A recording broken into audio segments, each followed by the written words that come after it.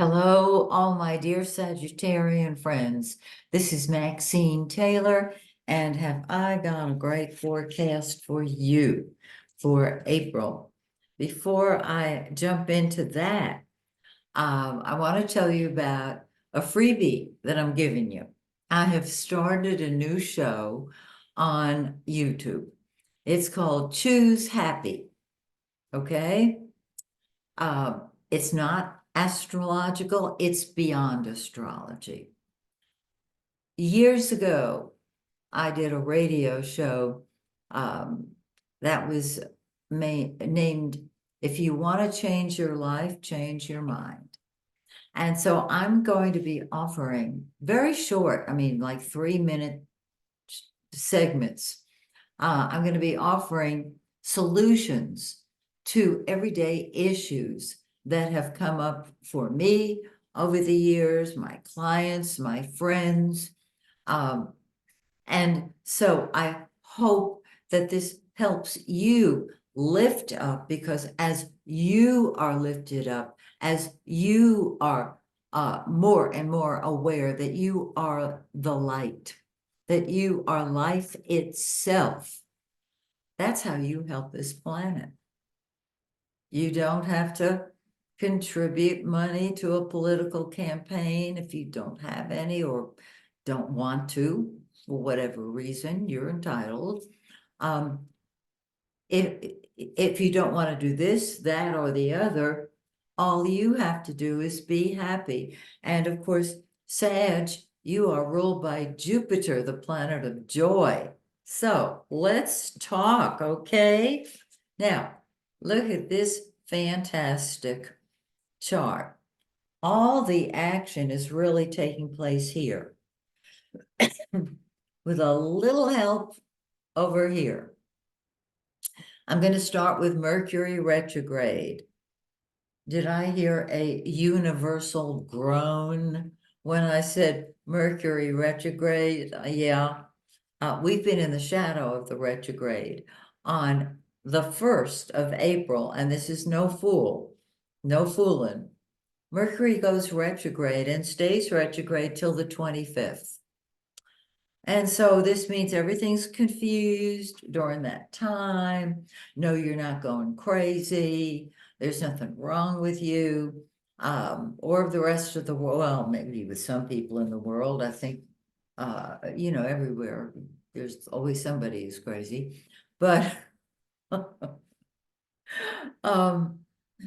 you will find that things are so confused during a retrograde Mercury. You do not want to start a new job, a new venture, etc. What you want to do is tie up the loose ends of unfinished jobs. And you've probably got a bunch of them laying around the house. Have you been writing a book and you just put it up like 2 years ago? Get it out, tie up the loose ends.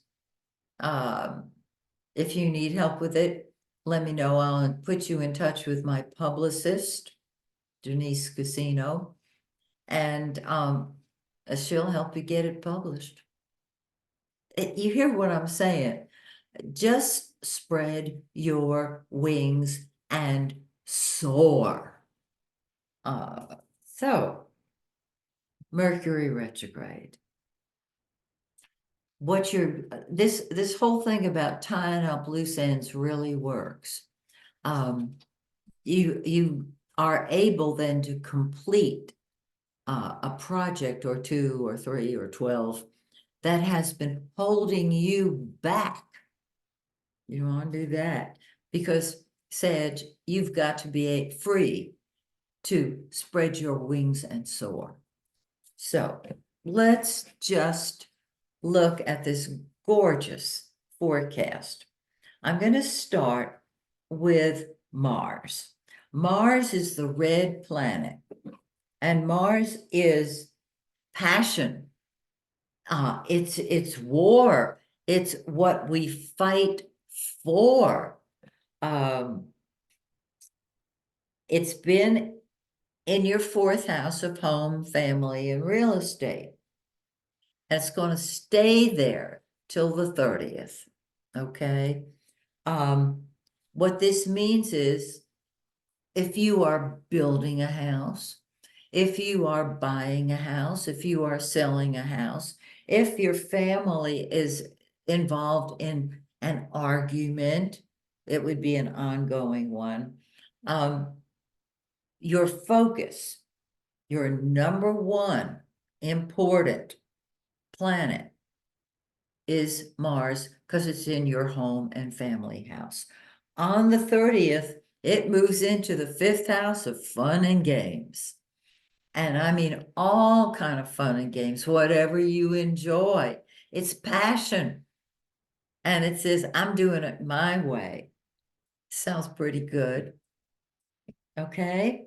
Venus, the pink planet, is love and beauty and music and art. It's just lovely. It has been in your 4th house, smoothing things over, while Mars has been passionately going at it, so to speak. On the 5th, it moves into your 5th house of children, of fun and games, of enjoyment, and it actually paves the way so that Mars can come along on the 30th and throw itself into the ongoing activities. The 5th house is your first child. And so this kid might not be a kid anymore, but to you as a parent, that your child will always be your child. And there's great love for your child and from your child. This is really beautiful. Venus stays in that 5th house, blessing it, bringing enjoyment, till it moves into your 6th house on the 29th. And that's your job. And it brings love, it brings beauty, it brings a whole bunch of good stuff. All right, that's a technical term. Mercury sits right smack dab in the middle of the 5th house all month. It doesn't move because it's retrograde. It will go direct on the 25th of the month, but it's still sitting in that 5th house. It means that you may be undecided about something relating to a child. Your child may be misunderstood, number one. Number two, undecided about what he or she wants to be when they grow up, which was, last year. What school they want to go to, that type of thing. However, when Mercury does go direct, there will be a certain amount of confusion, but then clarity rears its head and says, no, here's how to do it. It's really cool. And the sun, the yellow planet, the giver of life, it is in that 5th house. And so there can be a new relationship that enters, a new baby, whether it's of the body or the mind. I mean, if you finally get that book published, that book is your baby and you've birthed it. Okay. The center of your life then is having fun. On the 19th, the sun enters the 6th house and helps you. It helps your health. It helps you on the job, and it makes you a leader at work, whether officially or unofficially. So Venus brings enjoyment to work. The sun puts you in an important place on the job. And Jupiter, the greater benefic, which is your ruling planet, expands your job, gives you a very optimistic outlook about what you can expect at work. So if I were to pick any 3 planets that I would like blessing me they would be the Sun, Venus, and Jupiter, and you got them. Yay. Now, we got a new moon on the 8th, but it's not just a new moon. It's a solar eclipse. On the new moon, all the energy starts moving forward. And 2 weeks later, we have a full moon. However, when the new moon is an eclipse, we feel the effects about 2 weeks before it occurs. And that eclipse is going to be doing its thing for you for at least 1 year. At least, could be 2. Isn't that wonderful? So you've got fun, you've got games, you've got enjoyment, you've got children. I love it. Now, we still have a full moon 2 weeks after the new moon, even though it's an eclipse. And this is on April 23rd. The full moon is in Scorpio, which is, I think, the most powerful sign. And so when on the full moon, things come to a head.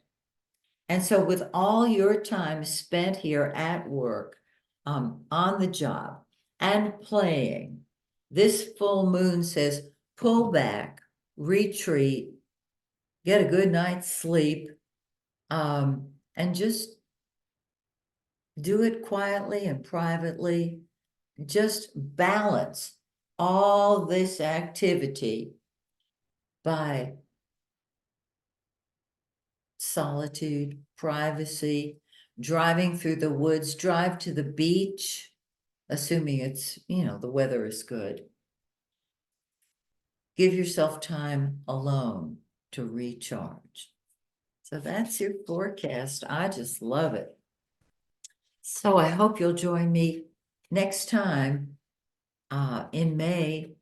Well, it'll be the end of April, but it will be the May forecast. And as I give you your new forecast, till then, may the stars shine brightly on you and yours. Bye for now.